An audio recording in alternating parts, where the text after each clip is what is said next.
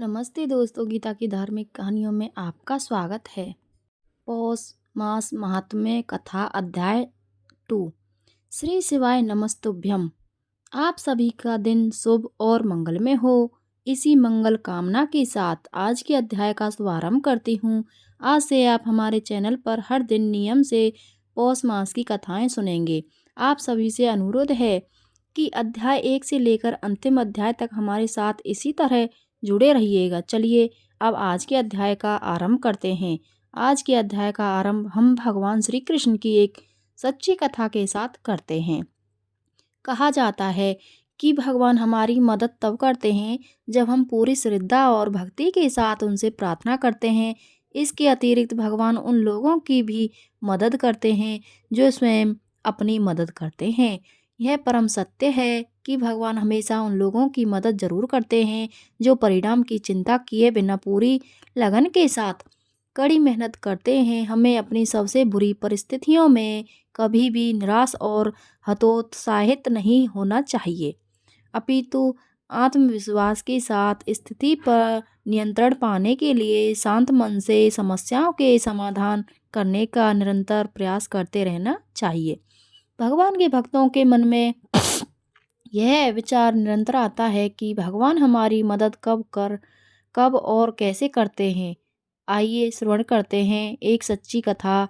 धन्ना जी का जन्म एक सामान्य किसान परिवार में हुआ था। इसके पिताजी मुख्य रूप से खेती करते थे और गायों का पालन किया करते थे। एक दिन धन्ना जी के परिवार के कुल गुरु, जिनका नाम था पंडित त्रिलोचन, वे तीर्थ यात्रा करके लौटे थे और कुछ दिनों के लिए धन्ना जी के घर पर रुक गए। पंडित त्रिलोचन जी शालिग्राम भगवान की सेवा किया करते थे।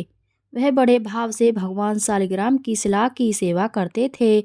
उनको पुष्प चढ़ाते, उन्हें भोग लगाते और भगवान को भोग लगाने के बाद ही पंडित जी हमेशा भोजन ग्रहण करते थे। बालक धन्ना पंडित जी को यह सब करते हुए देखता था तो उसे भगवान की सेवा बड़ी अच्छी लगती थी।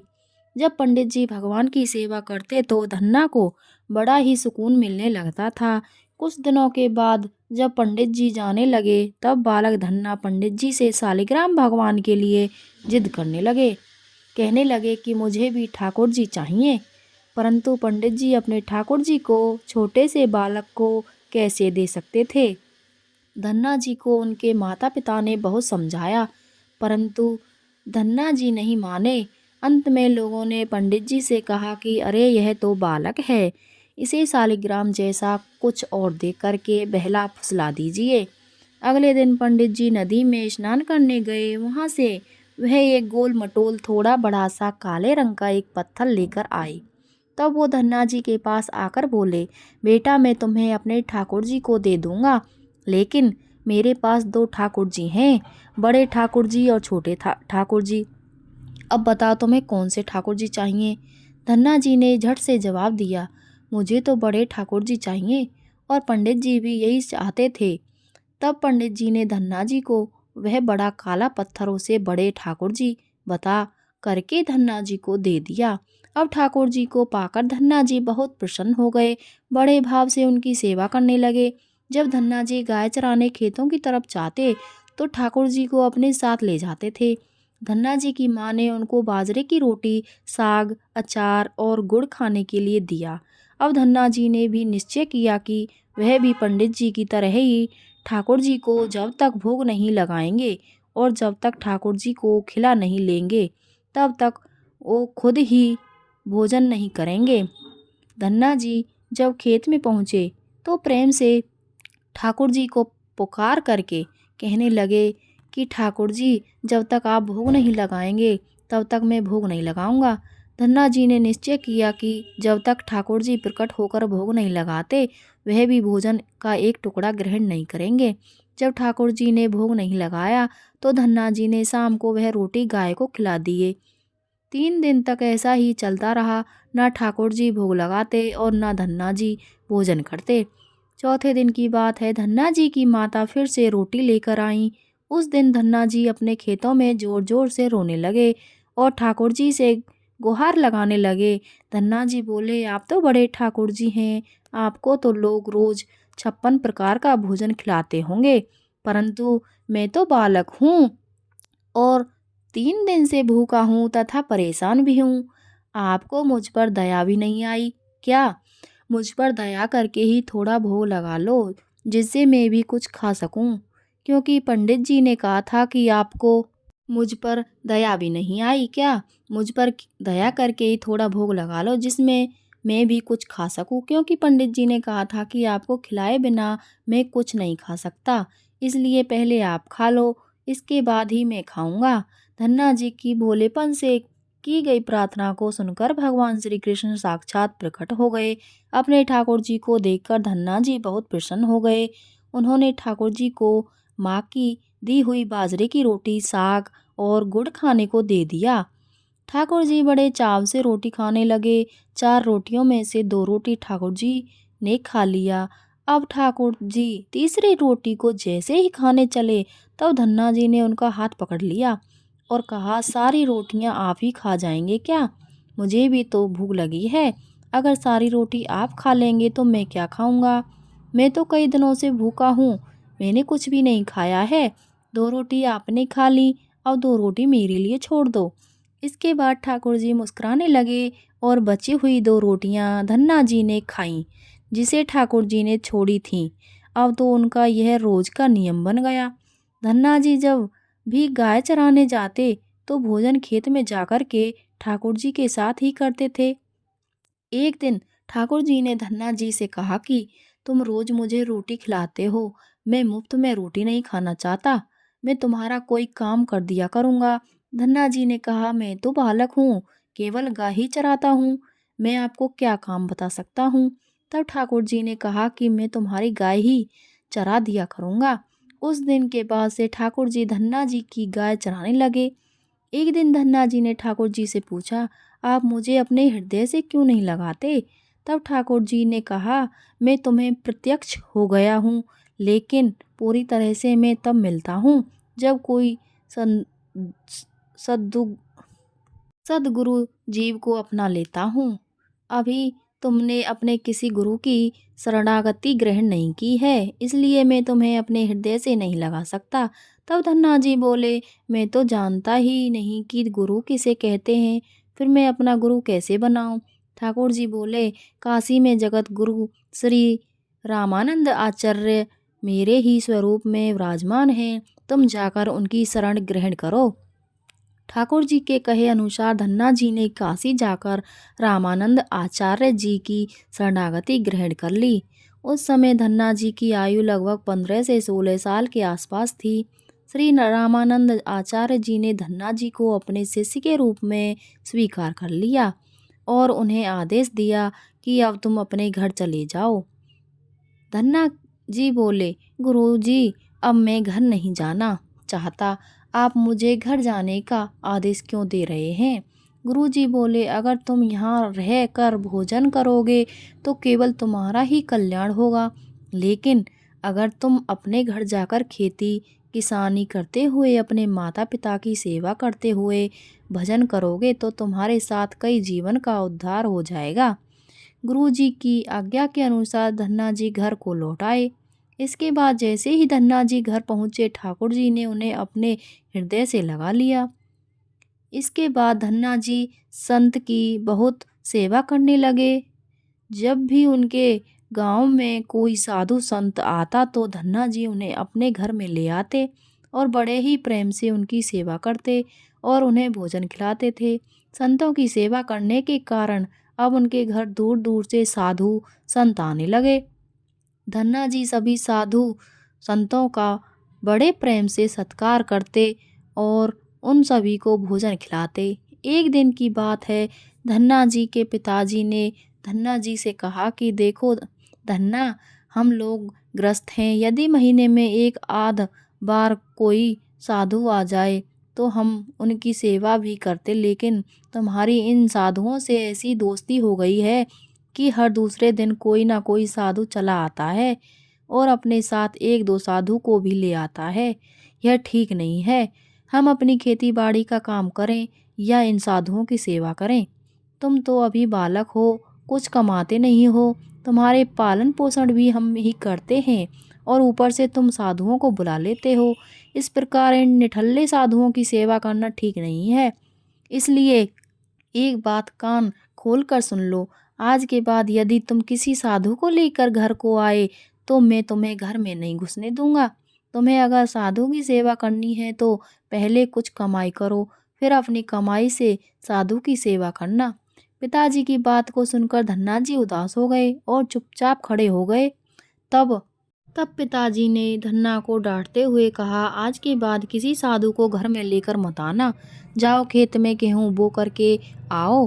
खेत तैयार है, बोरी में गेहूं का बीज रखा है, इसे बैलगाड़ी में लाद दो, ले जाओ और खेत बो दो।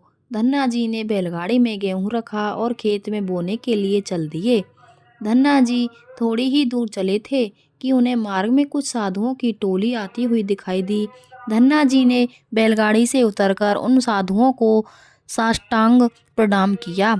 संतों ने धन्ना जी को आशीर्वाद दिया और पूछा, बेटा इस गांव में धन्ना जी का कौन सा घर है? सुना है वे जगत गुरु रामानंदाचार्य के शिष्य हैं और बहुत छोटी सी उम्र में उन्होंने भगवान का दर्शन प्राप्त कर लिया है। हम भी उनका दर्शन करना चाहते हैं। यह सुनकर धन्ना जी संकोच में पड़ गए और वह हाथ जोड़कर बड़ी विनम्रता से बोले, महाराज मुझे ही लोग धन्ना भगत कहते हैं। संत बोले, भगवान ने बड़ी कृपा की, हम जिनसे मिलने आए थे वो यहीं मिल गए। निश्चित ही आप वैसे ही भक्त हैं जैसा आपके विषय में हमने सुना था। कितनी विनम्रता है आप में। चलिए आपके घर चलते हैं, वहीं बैठकर आपसे चर्चा करेंगे और ढेर सारी बातें करेंगे। धन्ना जी ने सोचा, अभी पिताजी ने साधुओं को घर लाने से मना किया है। यदि मैं खेतों में बीज बोने के बजाय इन साधु संतों को घर लेकर गया तो पिताजी आसमान सर पर उठा लेंगे और इन साधुओं को भी भगा देंगे। तब धन्ना जी कुछ विचार करके बोले, महाराज अभी घर में कोई नहीं है, मैं भी खेतों की तरफ जा रहा हूँ, आप भी मेरे साथ वहीं चलिए। संत बोले, ठीक है हमें तो बस आपसे मिलना था और आप जहाँ भी ले चलें हम वहीं चलेंगे। फिर धन्ना जी उन सभी साधुओं को खेत पर लेकर के चले गए। खेत में एक पेड़ के नीचे बने हुए चबूतरे पर साधुओं को बैठा करके बोले, महाराज आप यहीं पर कुछ देर तक विश्राम कीजिए, तब तक मैं आपके लिए भोजन पानी की व्यवस्था करता हूँ। इतना कहकर धन्ना जी वहाँ से बैलगाड़ी लेकर के चले गए। बैलगाड़ी लेकर धन्ना जी सीधे बनिया की दुकान पर पहुँचे। वहाँ पर उन्होंने बैलगाड़ी में जो भी बीज के गेहूँ खेत में बोने के लिए रखा था उसे बनिए को बेच दिया और बीज के उन पैसों से दाल चावल और जो भी उससे बनने वाला पदार्थ था चूरमा, सब सामान खरीद लिया। सारा सामान लेकर धन्ना जी खेत पर पहुँचे। वहाँ पर संतों के साथ मिलकर बहुत अच्छा दाल बाटी और चूरमा का प्रसाद बनाया। भगवान को भोग लगाने के बाद बड़े प्रेम से संत और धन्ना जी बैठ कर के भोजन किया। इसी बीच भगवान की चर्चा भी होती रही। संतों को भोजन करवाने के बाद बड़े प्रेम से धन्ना जी ने उनको विदा कर दिया। संतों के जाने के बाद धन्ना जी सोचने लगे कि बीज वाले गेहूं को तो बेच करके मैंने संतों को भोजन करा दिया, अब खेत में क्या बोया जाए। अगर पिताजी बीज मांगेंगे तो मैं कहाँ से बीज ला करके दूंगा, और यदि खेत में कुछ पैदा नहीं हुआ तो मैं पिताजी को कौन सा जवाब दूंगा। यही सोच करके धन्ना जी ने बोरी में रेत भरी और आसपास के लोगों को दिखाने के लिए उस रेत को खेत में बोने लगे। सुबह से शाम तक सारी बोरियां जो रेत से भरी थीं धन्ना जी ने वो सब खेत में बो दिए। आसपास के खेतों के किसान देख रहे थे कि धन्ना जी खेतों में गेहूं बो रहे हैं, जबकि वो तो खेतों में रेत बो रहे थे। खेत बोने के बाद धन्ना जी बड़े प्रसन्न मन से घर की ओर चल दिए और वह सोच रहे थे कि खेत में तो कुछ उगना नहीं है, इसलिए देखभाल भी नहीं करनी पड़ेगी। धन्ना जी जब घर पर पहुंचे तो पिताजी ने पूछा कि खेत बोआए, तो धन्ना जी बड़ी विनम्रता के साथ बोले, जी पिताजी मैं खेत बो आया हूँ। कुछ दिन बीते। धन्ना जी के पिताजी और भगवान के कुछ बड़े बूढ़े लोग धन्ना जी के पास आए और बोले कि तुमने कैसा खेत बोया है, ऐसी फसल तो हमने अपने जीवन में आज तक नहीं देखी। ऐसा लगता है जैसे गेहूं का एक एक दाना नाप नाप करके एक समान दूरी पर बोया गया है और सारे ही दाने उगाए हैं। इतनी सुंदर फसल तो हमने आज तक नहीं देखी। ये सब तुमने कैसे किया? धन्ना जी मन ही मन सोचने लगे, ये सब तो उनको ताने मार रहे हैं, खेत में कुछ होगा नहीं, इसलिए ऐसी बातें सब कर रहे हैं। तब धन्ना जी आश्चर्यचकित होकर के स्वयं खेत पर जाकर के देखा तो बड़े ही आश्चर्यचकित हो गए। उन्होंने देखा कि खेत में तो सच में बाली थी। जिस खेत में उन्होंने रेत बोई थी वहाँ पर अब फसल आई थी और इतनी सुंदर फसल उन्होंने भी कभी नहीं देखी थी। फसल को देखकर धन्ना जी को भगवान की कृपा का एहसास हुआ और उनकी आंखों से आंसू निकल गए। धन्ना जी जोर जोर से रोने लगे। जब धन्ना जी के पिता और अन्य गांव वालों ने रोने का कारण पूछा तब धन्ना ने रोते हुए सारी घटना कह सुनाई। धन्ना जी बोले, पिताजी आपने संतों को घर लाने के लिए मना किया था। उस दिन खेत बोने के लिए जो गेहूं आपने दिया था उसे मैंने बेच दिए थे, क्योंकि उस दिन मुझे मार्ग में कुछ संत मिले थे। तो उन संतों को अपने घर नहीं लाया और खेत पर ठहरा करके जो भी गेहूं के बीज मैंने बोने के लिए लिया था सब बनिए की दुकान पर बेच करके मैंने संतों को भोजन करवा दिया था। इसके बाद मैंने लोगों को दिखाने के लिए खेत में गेहूं की वजह जगह रेत को बो दिया। फिर यह फसल कैसे उग गई ये मुझे नहीं मालूम। धन्ना जी की बात सुनकर उनके पिताजी की आंखों में आंसू आ गए और वो बोले कि मेरा धन्य भाग्य जो मेरे घर में तुम्हारे जैसे पुत्र ने जन्म लिया। आज के बाद हम तुमको रोकेंगे नहीं। जितना हो सके साधु को बुलाओ और उनकी सेवा करो। हम तुम्हें अब कभी मना नहीं करेंगे। आज से मैं भी भगवान की भक्ति किया करूँगा और तुम्हारे साथ संतों की सेवा करूँगा। इसके बाद धन्ना जी और उनके परिवार वाले खूब संतों की सेवा करने लगे। कुछ समय बाद धन्ना जी की उगाई हुई फसल को काटने का समय आ गया। उस समय उतनी ही खेती में से पहले से 50 गुना ज्यादा गेहूं निकला। यह गेहूं इतना ज्यादा था कि उसे रखने तक की जगह नहीं बची थी। गांव के सभी लोग धन्ना जी की फसल देख करके आश्चर्यचकित हो गए और सभी आश्चर्य करने लगे थे। और धन्ना जी और उनका परिवार अपनी क्षमता के अनुसार खूब संत की सेवा और भगवान की भक्ति करने लगे। उनके घर हमेशा साधु संतों का तांता लगा रहता था। साधु संतों की बड़ी बड़ी जमातें आईं। धन्ना जी बड़े प्रेम से उन सभी का आदर सत्कार करते थे और धन्ना जी जब भी खेतों में फसल बोते ऐसे ही फसल होने लगी। देखते ही देखते धन्ना जी अपने गांव के बड़े किसान बन गए। गांव के सभी लोग धन्ना जी को चमत्कारी संत मानने लगे और उनके खेतों की मिट्टी को भी चमत्कारी मानने लगे। अब जिन लोगों के खेतों में पर्याप्त फसल नहीं होती वह लोग धन्ना जी के खेतों की मिट्टी को ले जाकर अपने खेतों में छींट लेते, जिससे उनकी फसल भी अच्छी होने लगी। एक बार भगवान ने धन्ना जी की परीक्षा लेनी चाहिए और भगवान की माया से धन्ना जी के गांव में अकाल पड़ गया। धन्ना जी बड़े किसान थे, उनके पास बहुत खेती थी और अन्न के भंडार भरे थे। अकाल पड़ने के कारण उनके गांव और आसपास के क्षेत्र के ब्राह्मण, संत, गरीब और जरूरतमंद सभी लोग धन्ना जी के पास मदद की उम्मीद से आने लगे। धन्ना जी भी उन्हें दोनों हाथों से भंडार लुटाने लगे। कभी कोई जरूरतमंद उनके घर से खाली हाथ नहीं लौटा। धीरे धीरे धन्ना जी का भी भंडार समाप्त होने लगा, परंतु धन्ना जी ने निश्चय किया कि जब तक उनका सामर्थ्य है वह किसी भी जरूरतमंद को निराश नहीं करेंगे और सब कुछ बेचकर उन लोगों की मदद करेंगे। धन्ना जी की संत सेवा से प्रसन्न होकर एक दिन उनके पास संत के वेश में स्वयं ठाकुर जी आ गए। संत ने उन्हें तुम्बा कमंडल बना करके दिया और कुछ लौकी के बीज दिए और उन्होंने कहा कि धन्ना जी इन बीजों को अपने खेत में बो दो।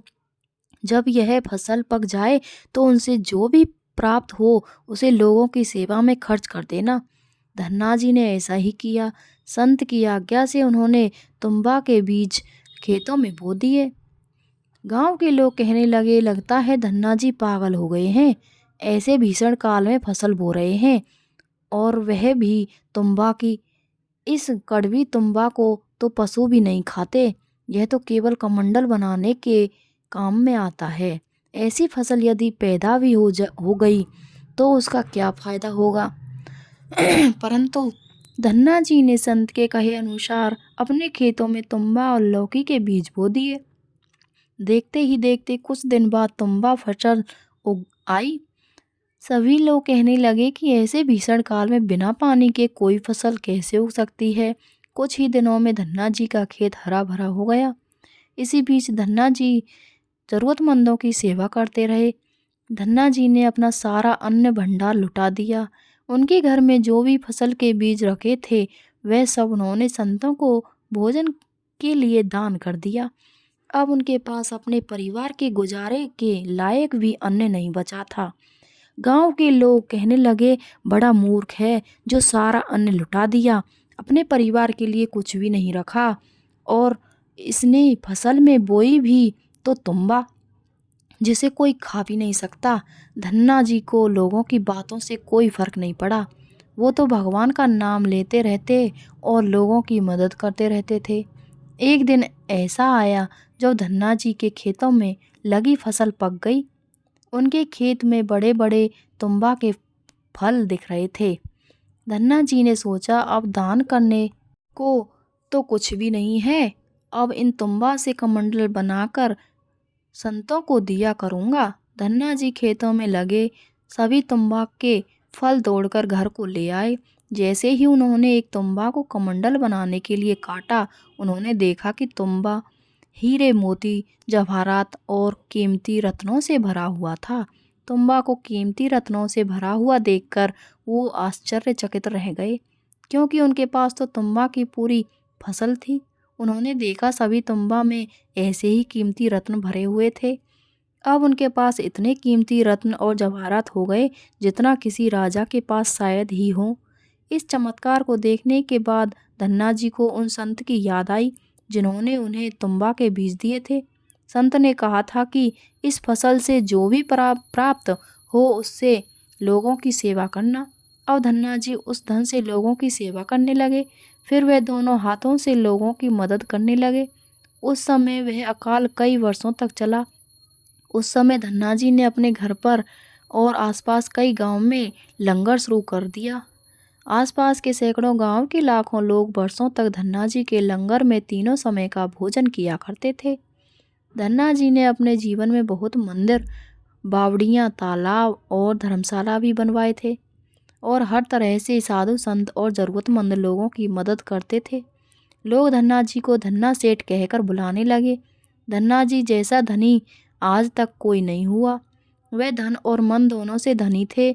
आज भी उनके नाम पर धनी लोगों को धन्ना सेठ की पदवी दी जाती है और कहा जाता है, क्या तुम धन्ना सेठ हो गए हो। यदि भगवान की कृपा जिस व्यक्ति पर हो जाए और उनका आशीर्वाद जिनको प्राप्त हो जाए तो उनके लिए जीवन में कुछ भी असंभव नहीं होता, सब संभव हो जाता है।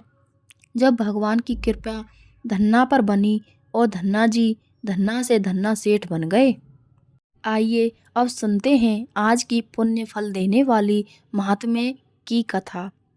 नारायणं नमस्कृत्य नरं चैव नरोत्तमं देवी सरस्वतीं चैव ततो जयमुदीरयेत्।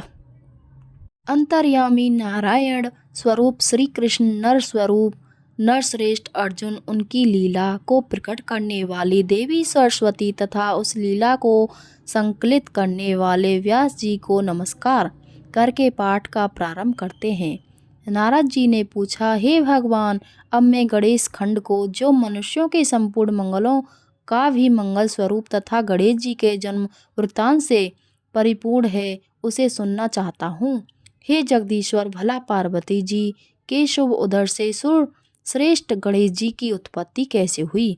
किस प्रकार पार्वती देवी ने ऐसे पुत्र को प्राप्त किया? गणेश जी किस देवता के अंश से उत्पन्न हुए थे? उन्हें जन्म क्यों लेना पड़ा?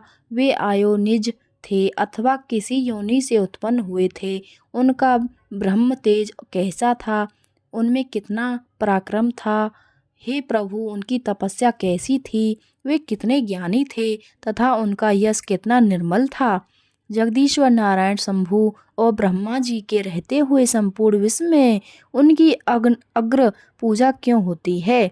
वे हाथी के मुख वाले, एकदंत तथा विशाल तोंद वाले कैसे हो गए? हे महाभाग पुराणों में उनके रहस्यमय जन्म वृत्तांत का वर्णन किया गया है। आप उस परम मनोहर तथा अत्यंत विस्तृत चरित्र का पूर्ण रूप से वर्णन कीजिए, क्योंकि उसे सुनने के लिए मुझे परम कौतूहल हो रहा है। फिर श्री नारायण ने कहा, हे नारद, मैं उस परम अद्भुत रहस्य का वर्णन करता हूँ, ध्यान से सुनो। वह पाप संताप का हरण करने वाला, संपूर्ण विघ्नों का विनाशक, समस्त मंगलों का दाता, सार रूप, निखिल श्रुतियों के लिए मनोहर सुखप्रद, मोक्ष का बीज तथा पापों का नाश करने वाला है। हे मुने, दैत्यों द्वारा पीड़ित हुए देवताओं की तेजो राशि से उत्पन्न हुई देवी ने दैत्य समुदाय का संहार कर डाला। उसके बाद फिर दक्ष की कन्या होकर प्रकट हुई। उस समय उन देवी का नाम सती था। उन्होंने अपने स्वामी से भगवान की निंदा होने के कारण योग धारणा द्वारा अपने शरीर का परित्याग कर दिया और फिर शैलराज की प्रिय पत्नी मैना से जब जन्म लिया, पर्वतराज ने उन पार्वती जी का विवाह शंकर जी के साथ कर दिया। तब महादेव जी उन्हें साथ लेकर निर्जन वन में चले गए। वहाँ दीर्घ काल तक शंकर जी पार्वती जी का विहार चलता रहा। जब देवताओं ने आकर विहार से विरत होने के लिए उनसे प्रार्थना की, तब भगवान शंकर विरत हो गए। उस समय महादेव जी का शुक्र भूमि पर गिर पड़ा, जिससे स्कंद कार्तिकेय उत्पन्न हुए। तब पार्वती जी ने श्री शंकर जी से एक श्रेष्ठ पुत्र के लिए प्रार्थना की। इस पर महादेव जी ने कहा, हे देवी पार्वती, मैं एक उपाय बताता हूँ, ध्यान से सुनो। उससे आपका परम कल्याण होगा, क्योंकि त्रिलोकी में उपाय करने से कार्य सिद्धि होती ही है। मैं आपको जिस उपाय का वर्णन करूँगा वह संपूर्ण अभीष्ट सिद्धि का बीज रूप, परम मंगलदायक तथा मन को हर्ष प्रदान करने वाला है। हे वरान्य, आप श्री हरि की आराधना करके व्रत शुरू कीजिए। 1 वर्ष तक इसका अनुष्ठान करना होगा। इस व्रत का नाम पुण्यत है। यह महाकठोर बीज कल्पतरु के समान अभीष्ट सिद्ध करने वाला, उत्कृष्ट सुखदायक, पुण्य दाता, सार रूप, पुत्र प्रद और समस्त संपत्तियों को देने वाला है। हे प्रिय, जैसे नदियों में गंगा, देवताओं में श्री हरि, वैष्णव में मैं अर्थात शिव, देवियों में तुम, वर्णों में ब्राह्मण, तीर्थों में पुष्कर, पुष्पों में पारिजात, पत्रों में तुलसी दल, पुण्य प्रदान करने वाला मैं एकादशी तिथिवारों में पुण्यप्रद, रविवार मासों में मार्गशीर्ष, पूजनियों में विद्या पढ़ाने वाले, गुरुजनों में माता, आपत्तजनों में साध्वी पत्नी, प्रियजनों में पति, बंधुजनों में पुत्र, वृक्षों में कल्पतरु, वर्षों में भारतवर्ष, वनों में वृंदावन, स्त्रियों में शतरूपा, पुरियों में काशी, तेजस्वी में सूर्य, दैत्यों में बलि, साधुओं में प्रहलाद, दानियों में दधीचि, अस्त्रों में ब्रह्मास्त्र, चक्रों में सुदर्शन चक्र, मनुष्य में राजा रामचंद्र और धनुर्धारियों में लक्ष्मण श्रेष्ठ है। तथा जैसे श्री कृष्ण सर्वाधार, समस्त जीवों द्वारा सेवनीय, सबके बीज स्वरूप, सर्वाभीष्ट प्रदाता और संपूर्ण वस्तुओं के सार रूप हैं, उसी प्रकार यह पुण्य व्रत संपूर्ण व्रतों में श्रेष्ठ है। हे महाभाग्य, आप इस व्रत का अनुष्ठान कीजिए। यह तीनों लोकों में दुर्लभ है। इस व्रत के पालन से ही आपको संपूर्ण वस्तुओं का सार रूप पुत्र प्राप्त होगा। इस व्रत के द्वारा संपूर्ण प्राणियों के मनोरथ सिद्ध करने वाले श्री कृष्ण की आराधना की जाती है, जिनके सेवन से मनुष्य अपने करोड़ों पितरों के साथ मुक्त हो जाता है। जो मनुष्य विष्णु मंत्र ग्रहण करके श्री हरि की सेवा करता है, वह भारतवर्ष में अपने जन्म धारण को सफल कर लेता है। वह अपने पूर्वजों का उद्धार करके निश्चय ही वैकुंठ लोक में जाता है और श्री कृष्ण का पार्षद होकर सुखपूर्वक आनंद का उपभोग करता है। हे देवी, वह भक्त अपने भाई बंधु बांधव तथा अपनी पत्नी का उद्धार करके श्री हरि के परम पद को प्राप्त हो जाता है। इसलिए हे गिरजे, आप इस परम दुर्लभ विष्णु मंत्र को ग्रहण करो और उस व्रत काल में इसी मंत्र का जाप करो, क्योंकि यह पितरों की मुक्ति का कारण है। ऐसा कहकर भगवान शंकर गिरिजा के साथ तुरंत ही गंगा तट पर गए और उन्होंने प्रसन्नतापूर्वक कवच तथा स्तोत्र सहित मनोहर विष्णु मंत्र पार्वती जी को बतलाया। हे देवर्षि नारद, इसके बाद उन्होंने पार्वती जी से पूजा की विधि एवं नियमों का भी वर्णन किया। आगे श्री नारायण भगवान कहते हैं, हे नारद, पुण्यत व्रत का विधान सुनकर पार्वती जी का मन बड़ा प्रसन्न हुआ। उसके बाद उन्होंने व्रत की संपूर्ण विधि के विषय में प्रश्न करना शुरू किया। माता बोली, हे नाथ, आप वेद वक्ताओं में श्रेष्ठ, करुणा के सागर तथा परात्पर हैं। हे दीन बंधु, इस व्रत का सारा विधान मुझे बताइए। हे प्रभु, कौन कौन से द्रव्य और फल इस व्रत में उपयोगी होते हैं, इसका समय क्या है और किस नियम का पालन करना पड़ता है, इसमें आहार का क्या विधान है और इसका क्या फल होता है, यह सब मुझ विनम्र सेविका से वर्णन कीजिए। और साथ ही एक उत्तम पुरोहित पुष्प इकट्ठा करने के लिए ब्राह्मण और सामग्री जुटाने के लिए भृत्य को भी नियुक्त कर दीजिए। इनके अतिरिक्त और भी जो व्रत उपयोगी वस्तुएं हैं जिन्हें मैं नहीं जानती हूँ, वह सब भी इकट्ठा करवा दीजिए, क्योंकि हे स्वामी, स्त्रियों के लिए स्वामी ही सब कुछ प्रदान करने वाला होता है। स्त्रियों के 3 अवस्थाएं होती हैं, कौमार्य, युवा और वृद्ध। कुमार अवस्था में पिता, युवावस्था में पति और वृद्धावस्था में पुत्र सब तरह से पालन करने वाला होता है। फिर श्री महादेव जी बोले, हे देवी, मैं इस व्रत की विधि, नियम, फल और व्रत उपयोगी द्रव्यों तथा फलों का वर्णन करता हूँ। सुनो, इस व्रत के हेतु में फल पुष्प लाने के लिए 100 शुद्ध ब्राह्मणों को, सामग्री जुटाने के निमित्त 100 भृतियों को और बहुसंख्यक दासियों को तथा पुरोहित के स्थान पर सनत कुमार को, जो संपूर्ण व्रतों की विधि के ज्ञाता, वेदांत के पारंगत, विद्वान, हरि भक्तों में सर्वश्रेष्ठ, सर्वज्ञ, उत्तम ज्ञानी और मेरे ही समान हैं, उन्हें नियुक्त करता हूँ। तुम इन्हें ग्रहण करो। हे देवी पार्वती, शुद्ध समय आने पर नियम पूर्वक व्रत का अनुष्ठान करना चाहिए। हे प्रिय, माघ मास के शुक्ल त्रयोदशी के दिन इस व्रत का आरंभ शुभ होता है। उत्तम व्रती को चाहिए कि वह व्रत आरंभ के पूर्व दिन उपवास करे और शरीर को अत्यंत निर्मल करके यत्न पूर्वक वस्त्र को धोकर स्वच्छ कर लें। फिर दूसरे दिन अरुणोदय वेला में सैया से उठ जाएं और मुख को शुद्ध करके निर्मल जल में स्नान करें। उसके बाद हरि स्मरण पूर्वक आचमन करके पवित्र हो जाएं। फिर भक्ति सहित श्री हरि को अर्घ देकर शीघ्र ही घर लौट आएं। वहाँ धुली हुई धोती और चादर धारण करके पवित्र आसन पर बैठें। फिर आचमन और तिलक करके अपना नित्य कर्म समाप्त करें। तत्पश्चात पहले प्रयत्न पूर्वक पुरोहित का वर्ण करके स्वसती वाचन पूर्वक कलश स्थापन करें। फिर वेद विहित संकल्प करके इस व्रत का अनुष्ठान शुरू कर दें। फिर सुहाग और श्रृंगार आदि की सामग्री सहित समर्पित करने की बात कहकर शंकर भगवान फिर से बोले, हे देवी, पुत्र प्राप्ति के लिए कुष्मांड, नारियल तथा श्रीफल, इन फलों को श्री हरि को अर्पण करना चाहिए। हे दुर्गे, श्री कृष्ण की प्रसन्नता प्राप्ति के हेतु अनेक प्रकार के स्वादिष्ट एवं मधुर नैवेद्यों का भोग लगाना चाहिए। इस व्रत में श्री कृष्ण को प्रसन्न करने के लिए भक्ति सहित तुलसी दल से संयुक्त अनेक प्रकार के पुष्प निवेदन करना चाहिए।